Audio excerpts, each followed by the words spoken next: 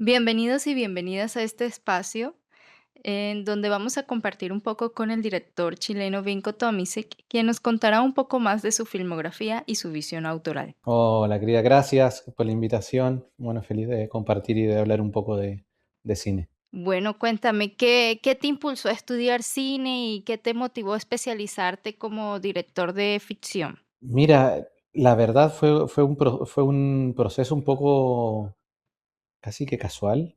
Siempre estuve como más ligado, o mi interés era más con lo musical, con la música, pero bueno, no sé, creo que nunca fui buen músico. Me fui a estudiar de Argentina diseño de imagen y sonido, lo mismo, siguiendo la inclinación por el sonido, y ahí descubrí el lenguaje el cine. Y me enamoré porque creo que es un arte que vincula todas las áreas. Yo siempre me he considerado muy creativo y me enamoré. Fue un amor eh, súper a primera vista, porque antes no conocía el cine. Ah, entonces lo conociste cuando estabas estudiando A los 20 sonido. años, sí.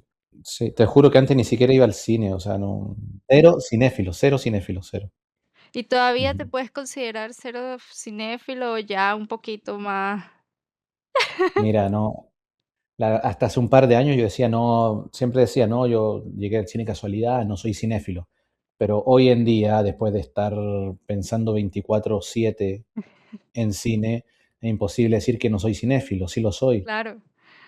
pero soy un cinéfilo más desde el lado de la creación, por supuesto que también desde el análisis y el disfrute de ver películas, pero cuando veo peli intento ser un espectador común, pero sí, me gusta mucho, mucho el cine, pero no soy un cinéfilo que todos los días ven una película, no, Ujú, ujú. tampoco.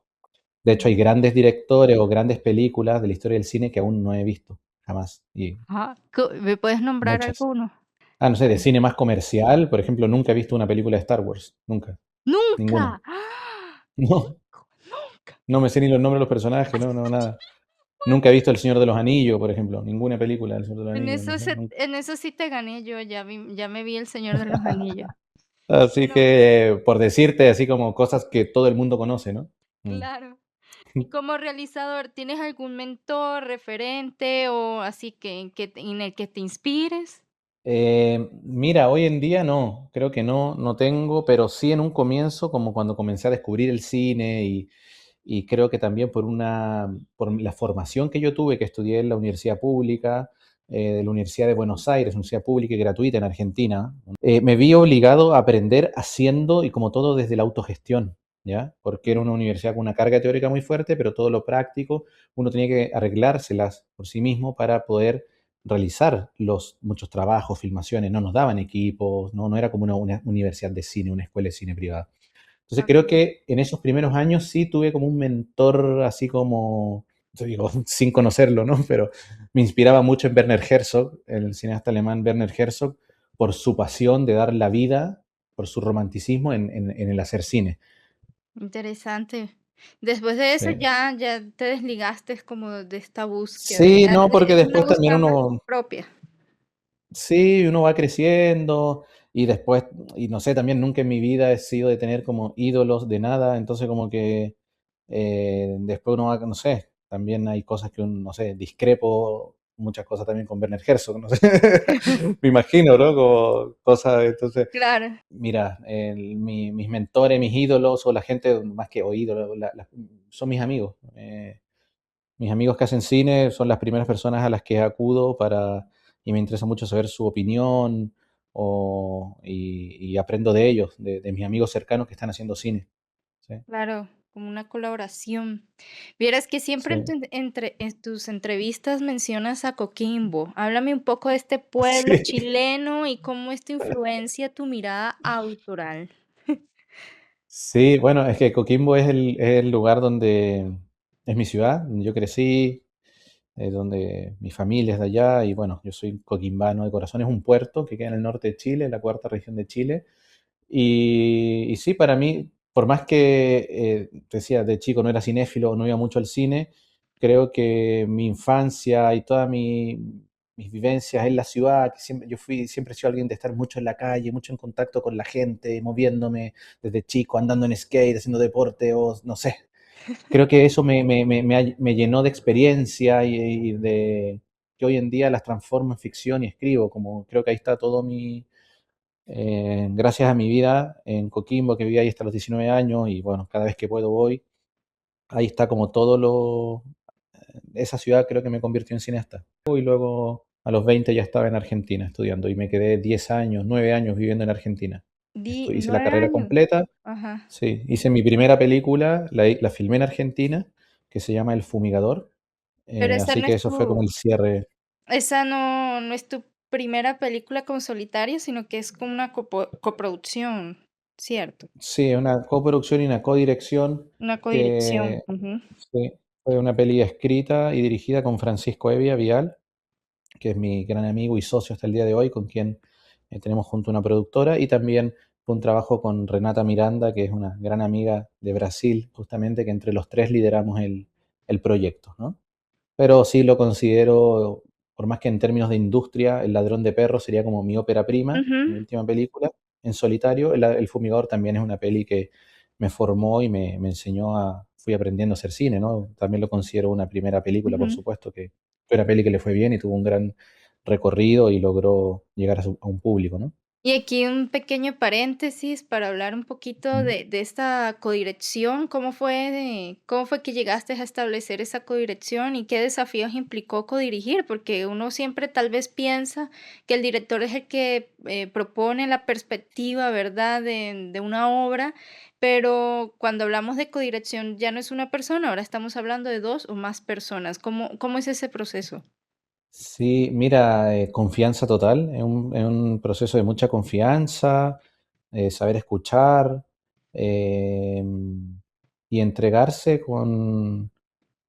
de buena comunicación. Creo que eso fue. Con Francisco nunca habíamos hecho algo juntos antes, así y dijimos vamos a hacer una película, pero sí éramos muy amigos. Incluso habíamos vivido juntos, habíamos sido roommates por un tiempo, entonces como que Ya había había un mucha vínculo. confianza. Había un vínculo, eso es. Entonces, al hablar de la película, fuimos creando un guión y claramente estábamos en la misma línea. Y luego, ya en la filmación, Ujú, en lo que fue la dirección, eh, intentábamos conversar todo y por momentos nos separábamos un poco. ujú, A veces yo me iba a trabajar un poco más con el departamento de fotografía, a trabajar tal vez a veces un poco más lo técnico, la puesta en escena y Francisco se encargaba más de los actores ujú. y después nos juntábamos y ambos veíamos las dos cosas y entonces como mucho diálogo nos fue muy bien y por eso hasta el día de hoy trabajamos juntos. Ay, qué bonito. ¿Y cómo Sí. fue que pasaste de Argentina a Brooklyn? Vi que estuviste en Nueva York y luego a Costa Rica, o sea, ¿y cómo estas migraciones además influenciaron en tu experiencia y en tu carrera como director? No sé si es porque soy Sagitario o qué, pero como desde que siempre que me encanta viajar, estuve en Brooklyn un tiempo, después estuve en Bolivia un montón de tiempo, y creo que no me quedé, hoy en día vivo en Costa Rica, entonces como que nunca me he quedado quieto en ningún lugar y estoy constantemente viajando. Ahora estoy en Brasil, y también como desde el cine, desde el oficio del cine o la dirección, me interesa mucho afinar como la mirada, la percepción para asumir el desafío de retratar un lugar. Creo que al viajar uno comienza a mirar todo de otra manera. Y mencióname un poquito esa fase en Brooklyn, por qué siempre como que la dejas de un lado? ¿Cuál es el misterio de tu historia No, no, porque allí? fue muy breve, pero sí fue importante porque pude trabajar, trabajé en cine igual, participé en una producción, entonces estar en un rodaje de cine independiente en Ujú, Nueva York igual fue increíble. Por ejemplo, yo tenía no sé si un prejuicio, pero siempre pensaba como no, el cine en Estados Unidos, o uno lo asocia al cine hollywoodense de los grandes sí, sí. estudios, pero allá conocí a un montón de colegas que me invitaron, me abrieron las puertas de su universo, me invitaron a trabajar, gente que hacía cine independiente igual que estamos haciendo en Latinoamérica, ¿viste? Como todo el artificio que manejaban en sus producciones era bastante similar al que hacemos nosotros en Latinoamérica, entonces fue una experiencia muy, muy linda, muy enriquecedora y Mencionaste ahorita El Fumigador y bueno, en tu trayectoria tienes estos 2 largometrajes que son clave, El Fumigador y El Ladrón de Perros. ¿Cómo dialogan estas 2 experiencias dentro de tu camino como cineasta? Creo que en mi corta carrera, bueno, ya son casi que más de 10 años, pero todavía me siento joven y estoy empezando. En mi caso particular he intentado como ir eh, imponiéndome nuevos desafíos en cuanto al trabajo del lenguaje cinematográfico.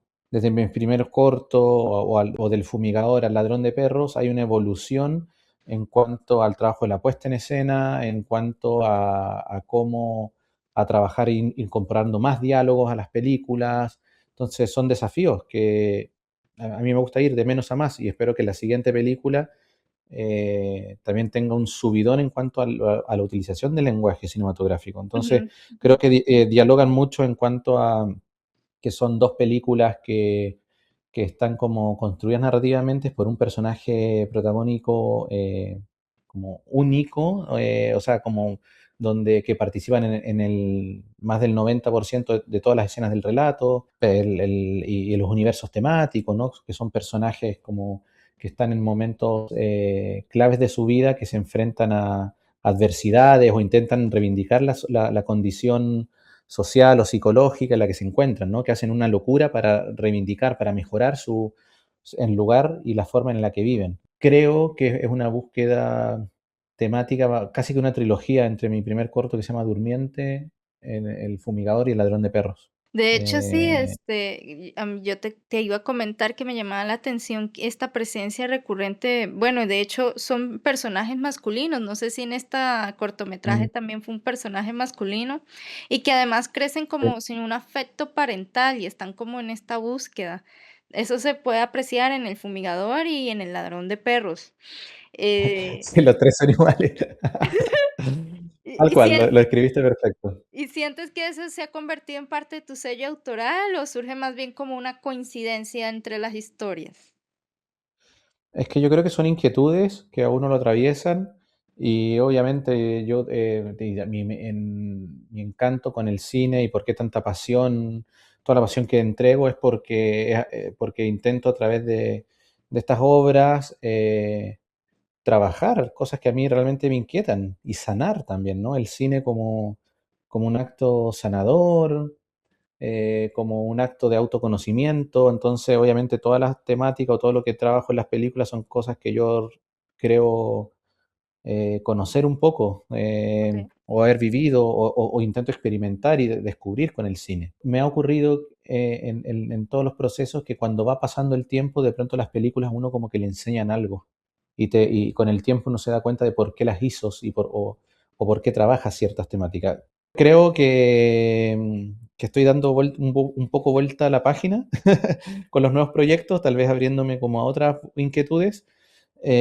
pero Okey. sin duda que sí fue algo importante como para crecer como cineasta y como persona. Ujú. De hecho, tu ópera prima te tomó 8 años producirla, y por causa de la pandemia y también perdiste financiamiento. ¿Se puede decir que vos mismo eres como ese reflejo de aquello que quieres contar? ¿Cómo lograste superarlo? ¿Qué locuras hiciste en ese proceso para superar la adversidad? Claro que hay que tener una convicción muy grande con una idea o con una película para poder llevarla a cabo, y sobre todo en una escena de cine, no sé, en Latinoamérica, donde no hay industrias desarrolladas, donde a veces es muy difícil concretar los financiamientos. O sea, en mi caso personal yo me he visto obligado a ser como productor también de mis películas. Mm, O sea, nadie nunca en la vida se me ha acercado y, hola Vinco, te quiero contratar para que dirijas algo. O sea, a mí nunca me ha ocurrido. okey. Probablemente nunca me va a ocurrir, no sé, ¿cachai? Entonces uno tiene que crearse las oportunidades. Entonces ahí también hay una obsesión. O sea, ¿cuál es tu obsesión Ujú, para poder concretar algo?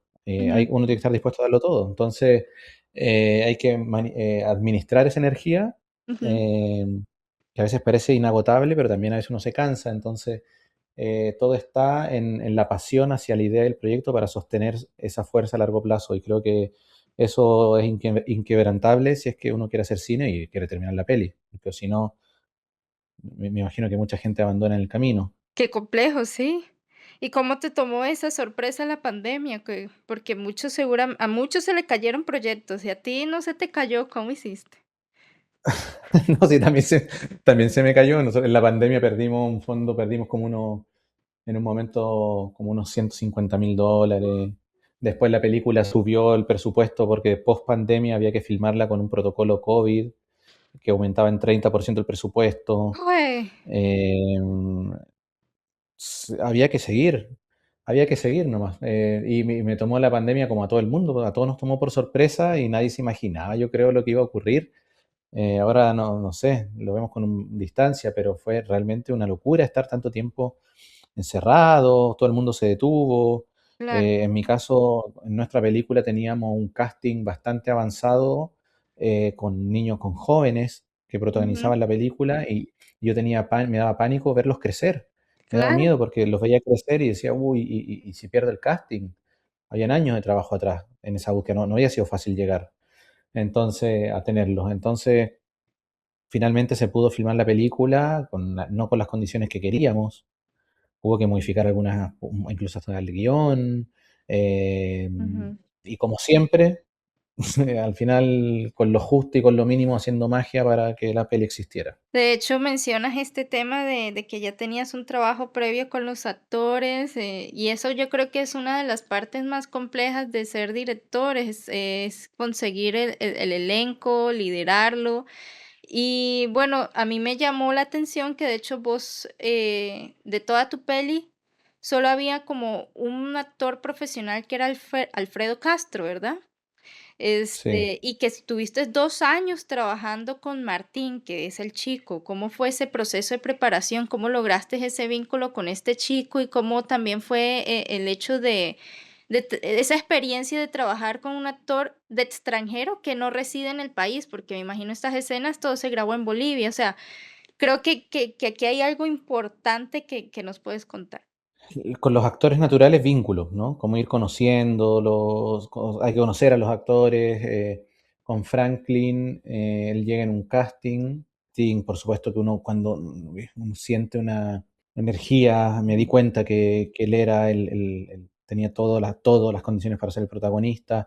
Entonces ahí comienza una relación de vínculo. Estuve mucho tiempo con Franklin, más que ensayando en sí, era como salir a caminar, recorrer la ciudad, él me fue enseñando su oficio, porque Franklin trabajaba en ese momento como lustrabotas, en la película hace un personaje de un lustrabotas en la ciudad de La Paz, entonces él me fue enseñando su oficio y no solo cómo trabajar, sino cómo funciona ese mundo. Yo hace años ya llevaba años trabajando con la comunidad de lustrabotas, haciendo casting, haciendo algunos talleres de cine con ellos, entonces igual yo estaba dentro del universo de los lustrabotas, pero con Franklin fue otra cosa, fue conocernos y generar una confianza, así como te comentaba, lo mismo con Francisco para hacer una codirección.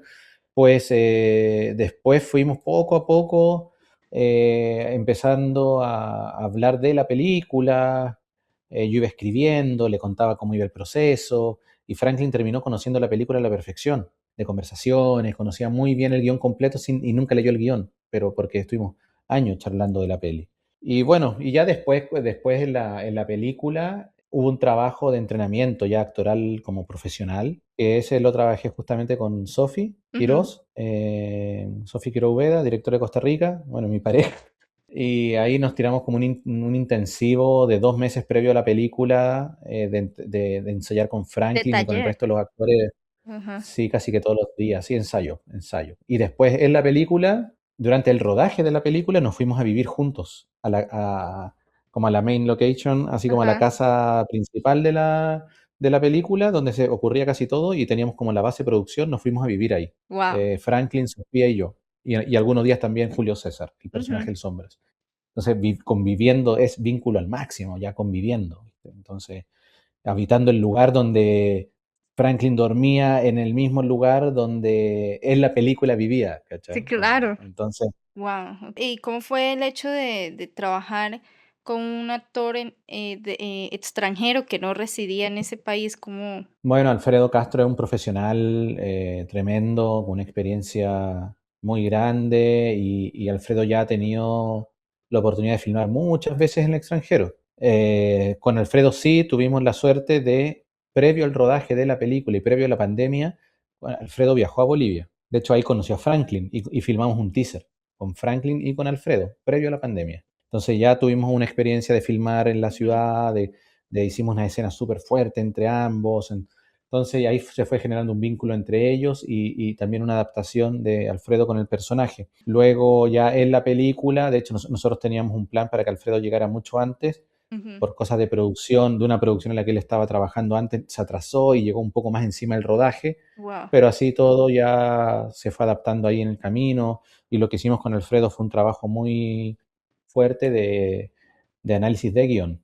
Ujú, Entonces, Alfredo, a diferencia del trabajo con los actores naturales o el trabajo con Franklin Aro, ¿no? El actor de Martín, que no trabajamos con guión, con Alfredo sí, él es un gran estudioso del guión, entonces trabajamos ujú. desde un análisis más teórico de la escena. Y esta fue, hablando ya entre países, fue una producción que se logró gracias a la ayuda de México, Chile, Bolivia, Ecuador, Italia y Francia. ¿Cómo se logró articular la participación de tantos países en una obra y a nivel de producción, qué retos implica coordinar y rendirle cuentas a tantas partes involucradas? Sí, la película fue una coproducción entre 6 países, como los que nombraste, ¿no? Es una coproducción bastante amplia y nos vimos obligados a realizar ese sistema de ese diseño de producción porque Bolivia no cuenta con fondos públicos estatales, es muy difícil conseguir fondos en Ujú, Bolivia. Entonces, existe el Fondo Iberoamericano a través de ujú, Ibermedia, que fomenta, ayuda a generar estas alianzas entre países. Entonces, lo primero que hicimos fue hacer una coproducción natural por mi nacionalidad, ujú. al ser chileno y por tener actores como Alfredo Castro, chileno, o el director de Ok. fotografía, Sergio Armstrong. Hicimos una coproducción natural entre Chile y Bolivia, Ujú, se sumó México también, y así poco a poco fuimos incorporando otros países para poder conseguir financiamiento desde los Ministerios de Cultura o los institutos de cine de cada país, claro, y después también fuimos sumando inversionistas privados, pero claro, fue porque no podíamos financiar una película en Bolivia y nos vimos obligados a traer dinero desde el extranjero. claro. Ahora fue maravilloso. Lo más lindo de una coproducción tan amplia es la colaboración creativa, Ujú, porque la película tiene, si bien la mayoría del equipo técnico es boliviano, hay participación de todos estos países. Entonces, la participación creativa es maravillosa. Ahora, por supuesto que todos los trámites, más los burocráticos, los contratos de coproducción y claro. coordinar toda una coproducción, movimiento de dinero entre todos los países, sí, obviamente por momentos llega a ser a veces algo complicado, tedioso, complicado gestionar una película que se hace o la postproducción se divide entre diferentes países, Ujú, a tener un flujo de envío de material, de coordinar todo, lo hace muy complejo y sí, no se lo recomiendo a nadie, digamos, a veces como sufrir a veces lo engorroso, eso es lo negativo de una coproducción, de lo que muchas veces no se habla, pero tiene más cosas positivas que negativas, por supuesto. y para lograr conseguir estos fondos, y ya bien de hecho mencionadas en una de las entrevistas, que obviamente como autores es complicadísimo la parte de taquilla, la parte de las ventas, incluso en mercados internacionales, o sea, lograr entrar en una sala hoy día es muy complejo para un autor independiente.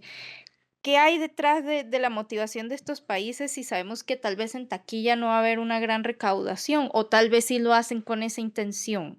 Bueno, yo creo que ahí, bueno, depende de cada proyecto, ¿no? En el caso de Ladrón de Perro, igual era un proyecto que si bien tiene un tono como un cine más independiente, autoral, también era una película que proyectaba y daba la confianza de tener una llegada amplia, a un público amplio, y así lo fue, ¿no? Okey. Entonces, la película batió uno de los récords de taquilla de Bolivia, del cine boliviano de los últimos años. Fue un fenómeno en Bolivia.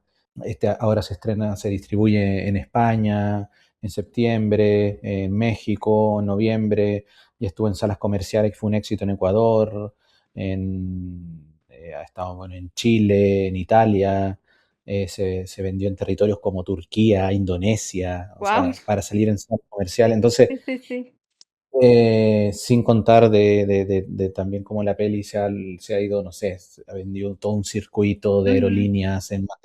Por supuesto que apostábamos a tener una gran difusión. ujú. Y creo que al hacer cine no podemos, es muy importante también por supuesto que pensar en para quién estamos haciendo el cine. O sea, Ujú, digo, para pensar en un público, pensar en la llegada. O sea, ujú, una película existe en cuanto llega un espectador. O sea, sin receptor no hay obra, ¿no? Entonces, ujú, yo creo en un cine que pueda llegar a la gente. Entre más llega la gente y convoca a la gente y más bien se quede en la gente. ujú, Eso es un cine que logra su objetivo, que es exitoso en sí mismo, un cine que logra trascender.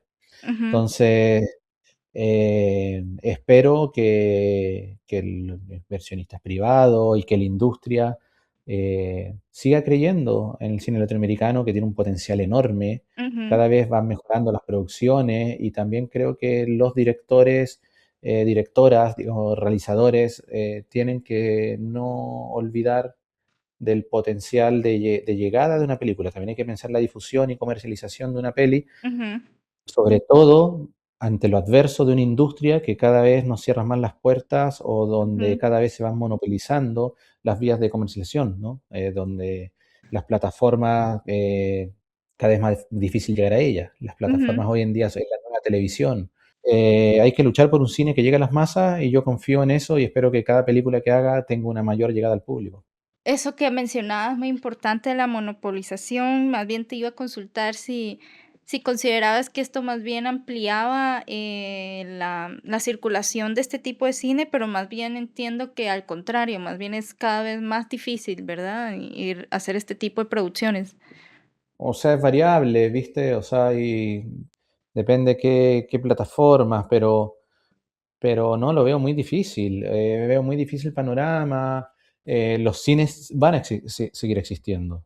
Ir al cine es una Ujú, experiencia única. Eso no va a ujú, dejar de existir, es mentira que van a ujú. desaparecer los cines. Sí es verdad que un montón de cines se están transformando en iglesias evangélicas o en un mall chino, eh, pero la gente que se ha entregado a ese goce de esa experiencia sigue yendo y van a continuar nuevas generaciones disfrutando del cine. Ahora las plataformas, ojalá, sería increíble que se cree y que exista una plataforma, hay algunos proyectos que sé que ahora están en curso, pero que exista una plataforma que pueda como eh, facilitar el acceso de todo el cine. Por ejemplo, el otro día hablaba con alguien y soñábamos como que sería increíble que exista como un YouTube del cine. Ay, sí. Y que uno no tenga que pasar por un filtro así como Ujú. de plataformas y que por cada view uno gane Ganar. dinero, digamos, Ajá. Sí, sin como un pasar por, sería youtuber. increíble. Exacto, O sí. sea, como un youtuber, o sea, como que por el talento de cada obra y la cantidad de visualizaciones que tenga, pueda dar un número alto de recompensa en cuanto, primero, que amplíe la llegada y que genere una recuperación de la inversión económica de una película, que es tan caro hacer cine, Es ¿no? carísimo. Como sería Ujú, exacto. increíble. Y no depender de una plataforma que ellos pueden manejar los números que quieren Exacto. y cerrarse solo a esa posibilidad de difusión de una película, donde es increíble, pero es que muchas veces depende del contrato, pero muchos directores ni siquiera son dueños de sus películas. Es terrible, ¿viste? Entonces, sería increíble. Yo eso lo banco, absolutamente. Pero sin dejar de lado la experiencia de ver una película en cine. En cine. Porque lo malo de las plataformas es que uno se levanta, mira el celular, le pone pausa, no están las condiciones, se distrae. O sea, hoy en día mantener la atención de alguien es muy difícil, Es muy difícil. porque consumimos cada vez material más volátil, más rápido. Sí, Las cápsulas audiovisuales, si duran más de 10 segundos ya es mucho. Uno ve las redes sociales, TikTok, lo que sea, scroll, va scrolleando y no sostiene una fatal. imagen más de 2 segundos. Ujú. Imagínate ver una película. Y eso Ujú. también, pues, cae en el peligro de que se llegue a una homogeneización del contenido que uno ve y las realidades que se representan en esos contenidos. Bueno, dicho eso, ¿qué consejo le darías a una persona que quiere dedicarse al cine, tomando en cuenta todo lo que hemos hablado hoy? Que si se quiere dedicar al cine, alguien, bueno, primero le recomiendo que si es su verdadera pasión, que no decaiga, que no se asuste ante las respuestas negativas en su búsqueda por cumplir su sueño. más bien que le den más coraje para seguir adelante y que todo lo que está haciendo, si está fuera de la norma, quiere decir que probablemente esté bien. Y a autogestionarse sin miedo. Que saque adelante solo sus proyectos y Ujú, así se va a ir abriendo puertas, ¿no? Hasta pasar a una siguiente etapa. Que salga a golpear puertas, contactos, busque, convoque gente. Uno va aprendiendo y va mejorando. ujú. Entonces, si ya sé que eso no funcionó, ya tienes un punto ganado, es un error menos para el futuro. Bueno, un placer total, Voy un a placer detener. haber compartido esta charla.